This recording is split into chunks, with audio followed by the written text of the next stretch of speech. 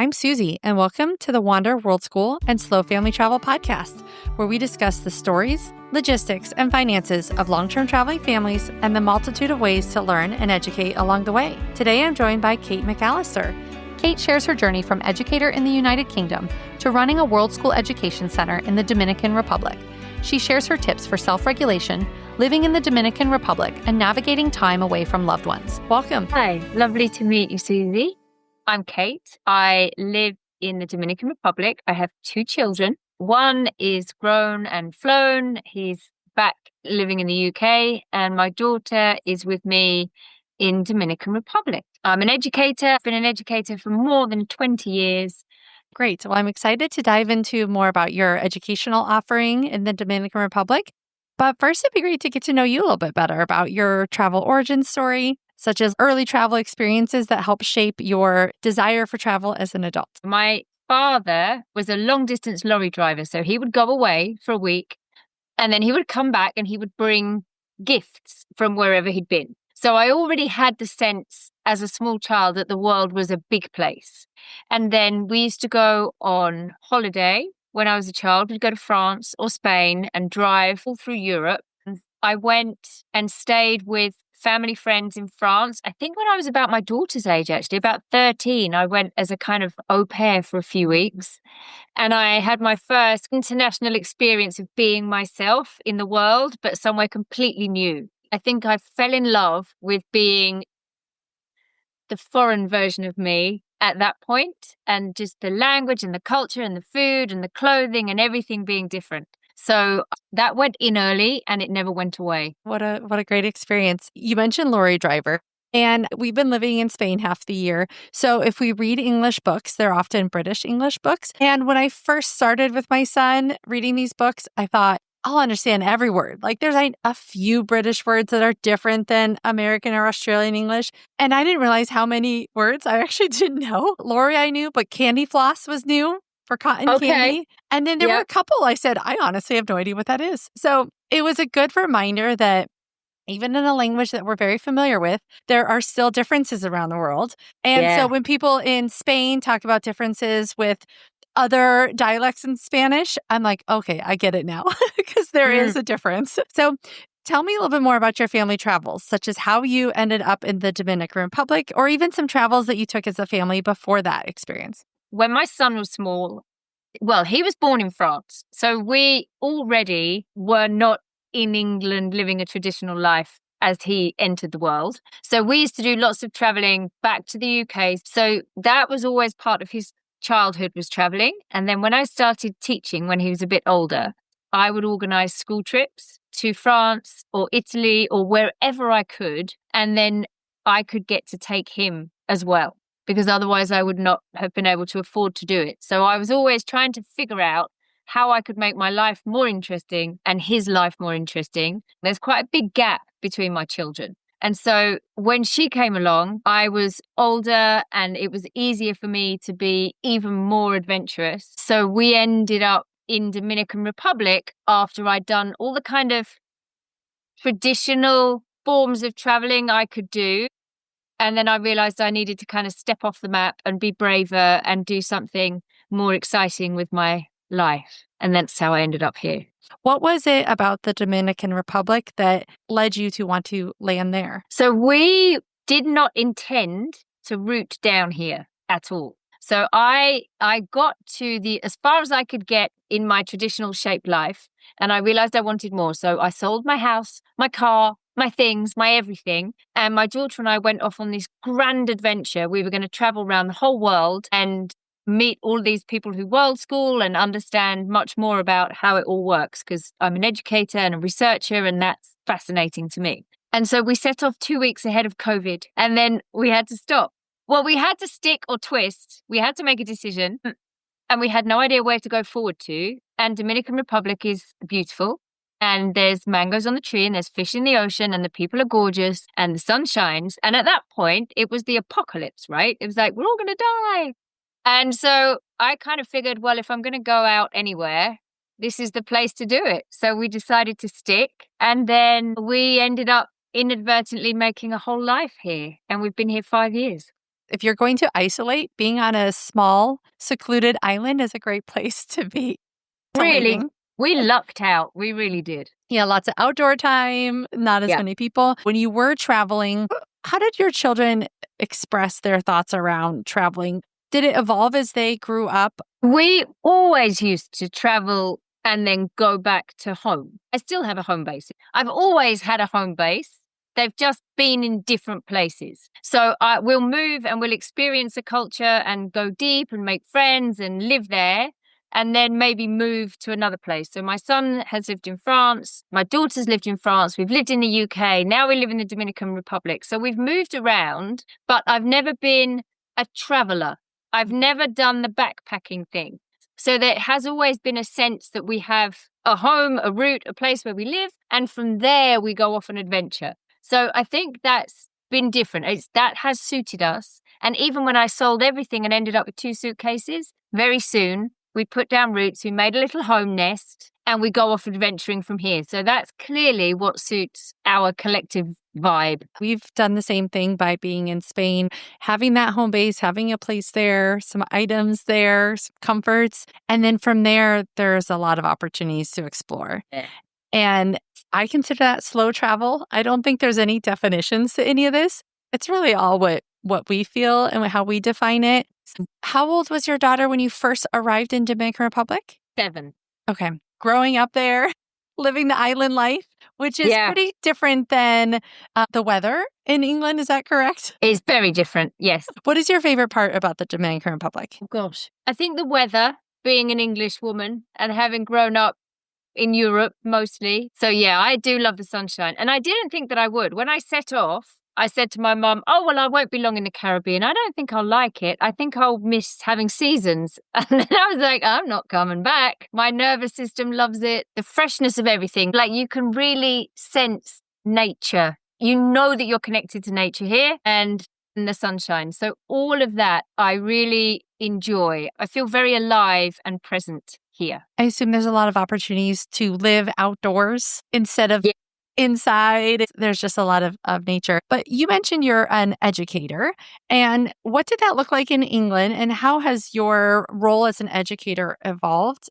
So I started off as a very traditional teacher. I was a French teacher, languages teacher in a secondary school, mainstream education, public school. And I slowly became more interested in how children learn than how I should teach. And that kind of led me on a journey which took me up to the edge of mainstream and then looking out into alternative models for education. How are other people tackling the same issue that some children seem to thrive in mainstream schools and others really the opposite, and what's being done about it? So that's been like a 15-year journey. And then I left mainstream teaching about 6 years ago, maybe. And I went off the map a little bit. And that's when my daughter and I moved to France. We went to a refugee camp and we lived there for 6 months. And I opened a school in a double-decker bus for refugee children so that we could move around and they could still learn. So that was a whole adventure. And it taught me an extra piece that I think I then added into my education model, which was about nervous system regulation and really genuinely feeling safe in your body and psychologically in order to be able to learn. And so now I've combined everything I've learned in the last 20 years and I've opened a place that's called the Hive. So it's really an education center first, but it just so happens that the ideal people to come and visit are world school families, because it's in a funny place. It's in Dominican Republic because that's where I got stuck. So that's where I opened it. And it works really well in small bursts. So people come together and we all form a community and we all learn together and with one another, and we're all working towards a shared goal. So we all go on this learning journey together and then we all reach the end, and then everybody kind of disappears back to where they came from. Some people stay, actually. Some people stay and they stay forever, but that doesn't necessarily have to be the intention. And so that's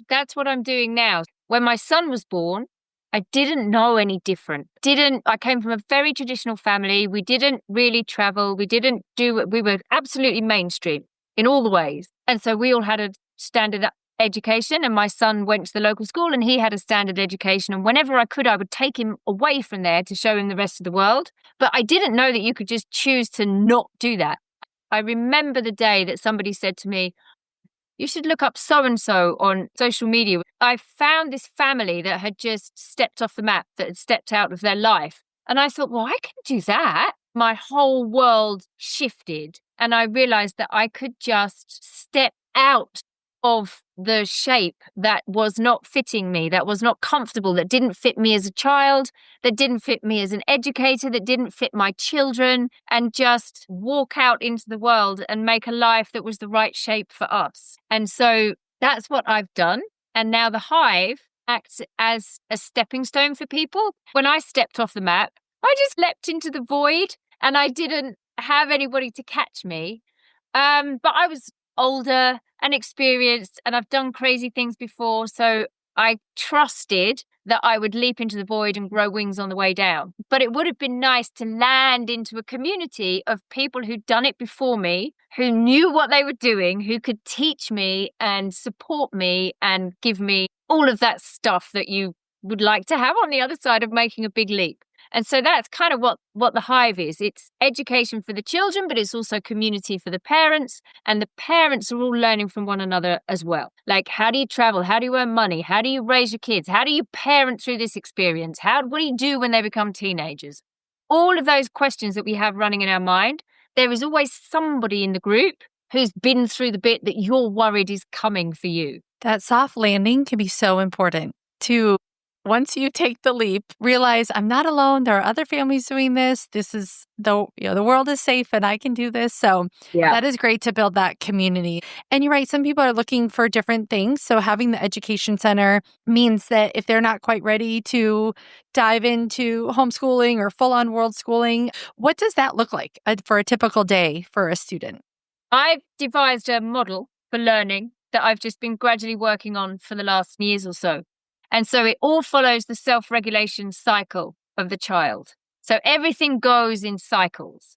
So what that looks like in a day is that we come in the morning, we check into our bodies, we figure out how we're feeling, and we teach you a way of talking about how your body feels and how your mind feels and understanding how it works. And then we decide what we need to do in order to feel the way we want to feel. And that's our self-regulation time. So we start with self-awareness and then we move into self-regulation. That could be running around to get rid of energy because we feel too fizzy. It could be meditating. It could be singing, dancing, something that allows us to kind of syncopate our heartbeats and all get into the same vibe, if you like. So we're all kind of resonating in the same frequency. And then we do some learning. Now, sometimes that's really active hands-on learning. Sometimes somebody comes in from outside to tell us something really interesting. Sometimes we go out on an excursion to look at something or meet somebody. But there's like input, right? There's some kind of inspiration. And then the rest of the day is, what are we going to do with that inspiration? So over the arc of 6 weeks, we are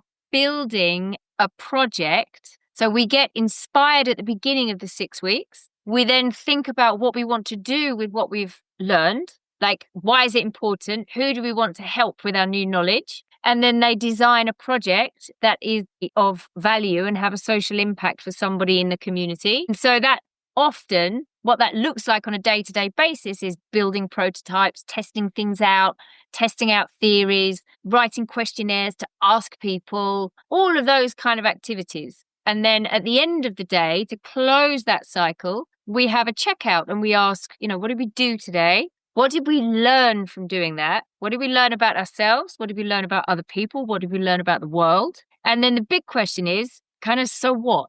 Like, what difference does that make? Why does it matter that you now understand how the water cycle works? Why does it matter that you now understand that certain things frustrate other children that don't frustrate you?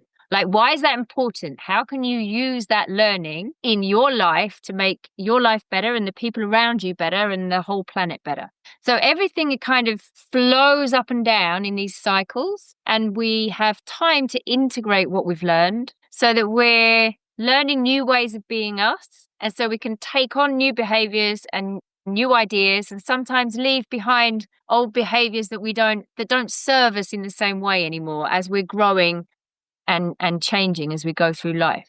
Connecting to the why is so important. I do that as an adult. Why are we doing this? This is for this goal that we've set as a family, or this is for this experience that's important to us. And we're going to get through tough times together and be stronger for it. So the cohorts are 6 weeks at a time. Is that correct? And I love that there's this dedicated time so that families can, and students especially, can get to know each other, build those connections throughout the program, but yet short enough that people can come and go. So that sounds like a great combination. This is my first time talking with an educator from the UK, the movie Adolescence. As a mom of boys, it was very difficult to watch. I am just curious from your perspective as an educator that came from maybe a school system similar to what was on the screen there. What was your thoughts about that show?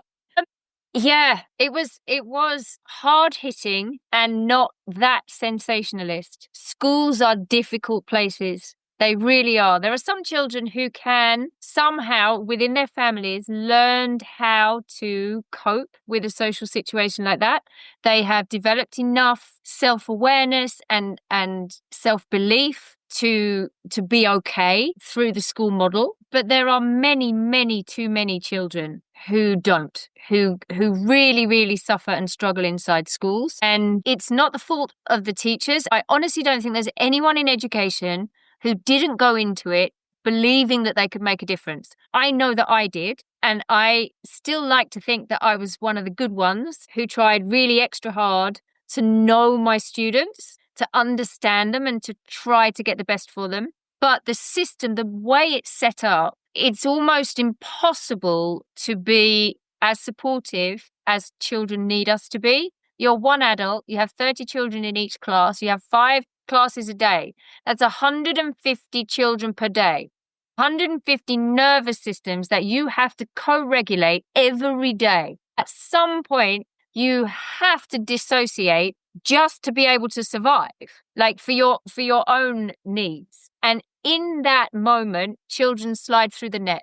They can then end up in a world connecting to somebody else that makes them feel seen. And it's quite terrifying. So I do think the answer are smaller groups. I think human beings evolved over all of these years to be in a group of around 100 to 150 people where you know everybody's face and you know everybody's life and you trust them like a big extended family. And we're good at that. Human beings can do that.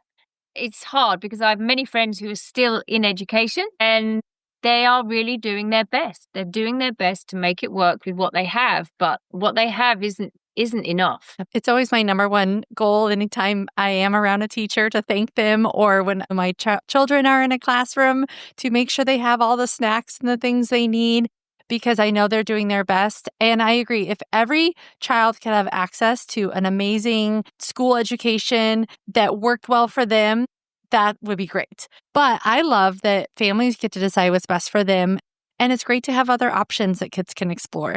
Sometimes they need to dip into a different option and then they can go back to maybe a traditional model as they grow and develop and self-regulate and learn those skills.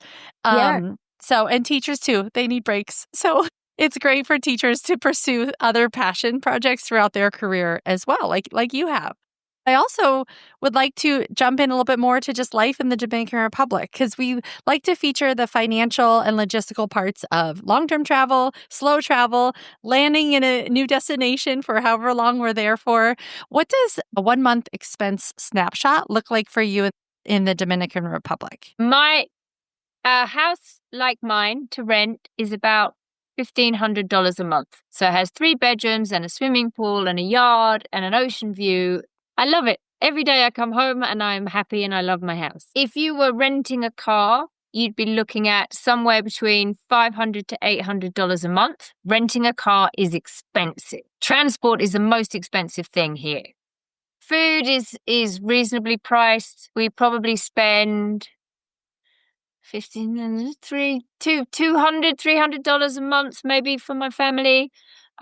And going out is not expensive. Everything that we love to do doesn't cost any money. So we love to be out in the ocean. We love to be going on walks. We love to play tennis. We love to do sporty outsidey family things.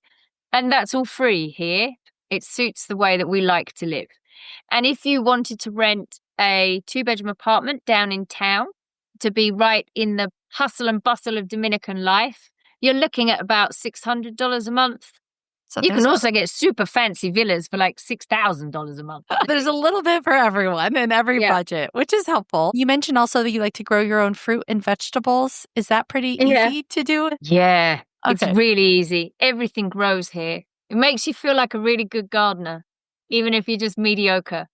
So we planted lots of things when we got here in the garden. So when I got the Hive, it was but all dust. And now it's like this lush food forest. And we have papaya and avocado and mangoes and bananas and plantain and all that, just everything. So you walk around and you can just pick fruit. So in 5 years, it's gone from nothing to this lush food forest. And my house is the same. So there were some coconut trees when I moved in. So I have fresh coconuts every day. And we grow yuca and yautía and lots of vegetables I never heard of before I got here. It's nice. You can just go dig up food in the morning. Sounds delicious. What's the language situation in Dominican Republic? I know Spanish is the predominant language, but how much English is spoken, especially if a family does not have a background in Spanish? And then you speak French, right? So how has that mixed in with your family for either the languages you speak in the community or at home with your children? So the bit where I live, Cabrera on the north coast, it's a little fishing village, really. So there's no much tourism.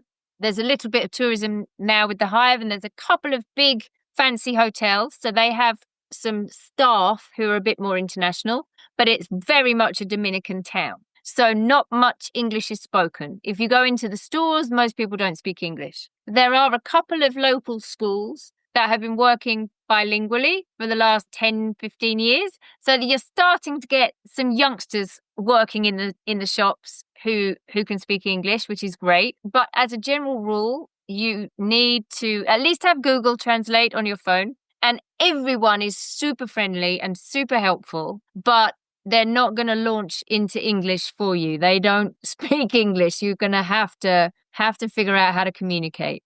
But everyone's kind and no one's in a rush. So it's okay. Time to figure it out. Is it a good place if people want to learn Spanish?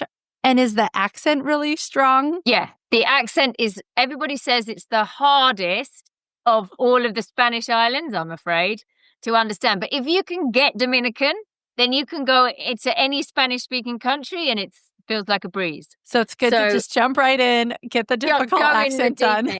Yeah. Jump in the deep end. There's no S pronunciation. So in the part of London where I'm from, nobody pronounces their T's.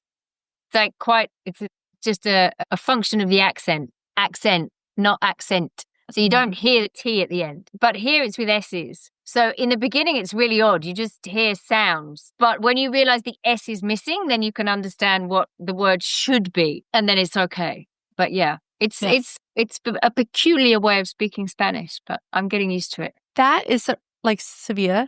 They eat the S's, they say. So it's vamos, gracias. It's very much no S's at the end. But yeah, you get used to it. And you start to pick up the words and just put the S in and do a little mental translation there. Does your daughter speak Spanish too, or French? Or has she picked up any languages along the way? So she can speak Spanish. She understands really well.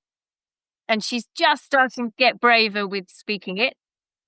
I think 7 was a tricky age to come, and just a little bit of self-consciousness creeping in. But she can understand it and she wants to learn French. So now, when she was small, she was like, yeah, stop talking French. But now she's older. She's like, why didn't you teach me French? So we're we're doing a little bit of French as well now. I had a So that's French woman in my Spanish class in Sevilla, and she said that there were similarities there. Hopefully, between knowing some Spanish, the French will come easy. And then if there's a foundation laid when children are younger, I think it just becomes that much easier as an adult when they really are motivated or they land somewhere and have to speak it. So it's always just good to start. I like to feature both the wins and the challenges of long-term travel, hosting a world school opportunity, inviting families into your world in the Dominican Republic and sharing that with them. What are some of those challenges or struggles that come with hosting a hub and not living where you grew up? I miss my family. I miss my mom, my sister. My son is back in the UK. So that's tough. My friends, people. That's the hardest bit, right? That's the hardest price to pay, to have the freedom to move and go where the wind blows and have an exciting life, is that sense of a stable community that you're rooted into is what you lose. And so I have that because I grew up in a very traditional life. My mum and dad lived in the same house, my brother and sister and all the cousins and everybody. So I have that rootedness in my childhood. And my son has it too, but my daughter doesn't. And she is not nostalgic because she doesn't have it, but she feels that she is missing what her cousins have. So we go every year. We see her cousins in England and her cousins in Portugal, and they're big, close-knit families that all live within 3 minutes of each other, right? So she comes from these two deeply rooted families. And for some reason, she was born to the mother that's like a leaf that blows around, right? So that's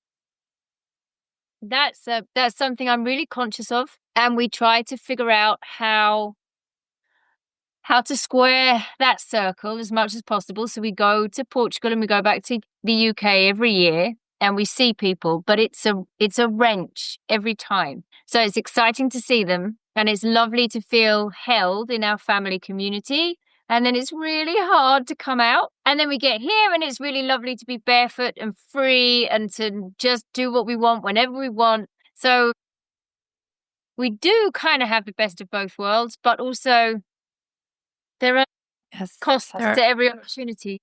Absolutely. It's really not as often once you're caught up in busy life and they're caught up in busy life. So I find that if there's this intentionality of we are here at this time and you plan ahead, they can make time and space to see you and you end up filling your cup up in a very intentional way. And it just has to sustain you until the next time. But knowing that in reality, what I think might be nice to happen truly doesn't necessarily happen. And I know that to be true. Yes. Because I lived there and I saw my family every few months, maybe for a weekend. And actually, they wouldn't all be there and someone would have this match or that match. And because it wasn't special, nobody gave up the match. So you didn't see them sometimes. But now when we come back, we come for a month and we have this like really intense time and everybody's really present because it's precious. So it's probably actually better, but it's hard to. What are some of the current family or World School Hub wins that you are experiencing? I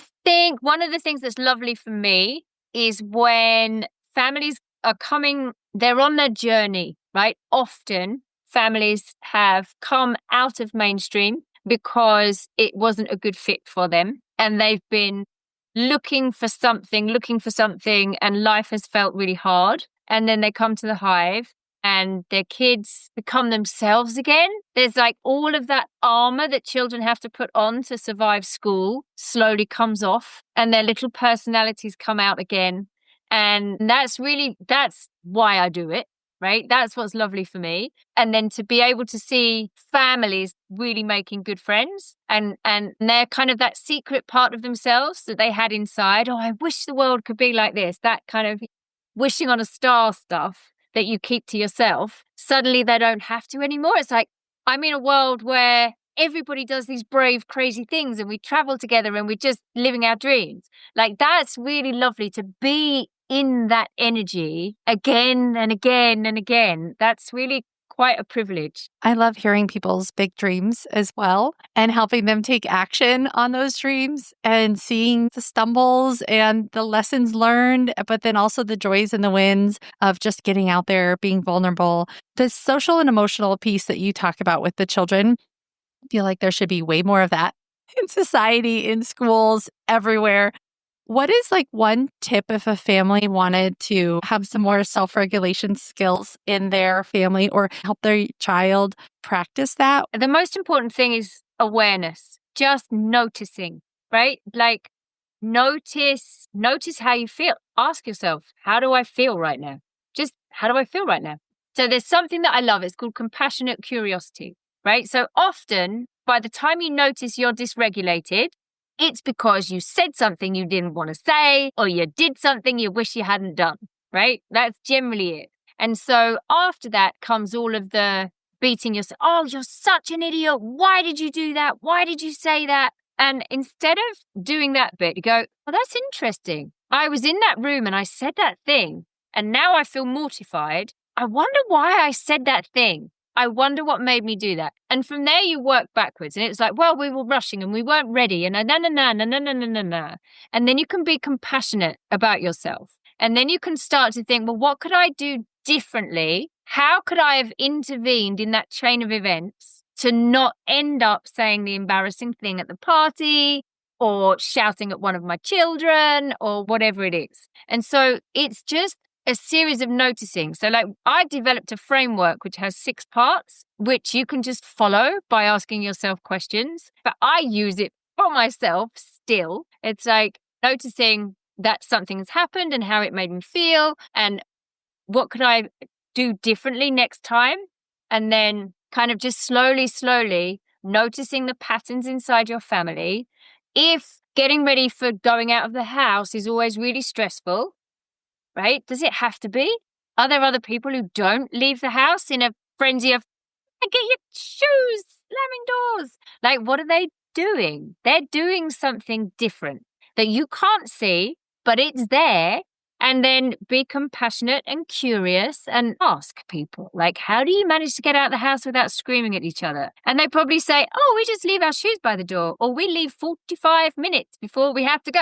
Like, they're doing something. There's a strategy. There's always a strategy. People aren't magically calm. They're doing things that enable them to stay and feel calm. And that is co-regulating their children. And so you have this thing where you can either spiral each other upwards or you can bring each other back down. And there's all kinds of tools for doing that. There's like 3 stages to it, really. Often we notice when we've lost it, right? And then the next stage down is noticing the feeling like you're beginning to lose it. And that's when you can take a breath, you can find a helpful thought, you can go for a walk, you can count to 10. It's like there's all these different strategies that you can put into place to stop yourself from getting there. And then when you're feeling in control, when you're really mindfully going into a difficult situation, you can surf the uncomfortable feeling, but be in control of it. And so you can ebb and flow and you can push yourself into the difficult conversation, stay there, come back. If it feels uncomfortable, you can learn to surf the big feelings. So, but they come one after the other. So like surfing, like staying on top of the water instead of being, knocked over by the waves. Yeah. So like the first one is, the wave came. I didn't see it coming. It's rolled me up the beach. I've got my bathing suit up my backside and sand in my hair. Like, how did that happen?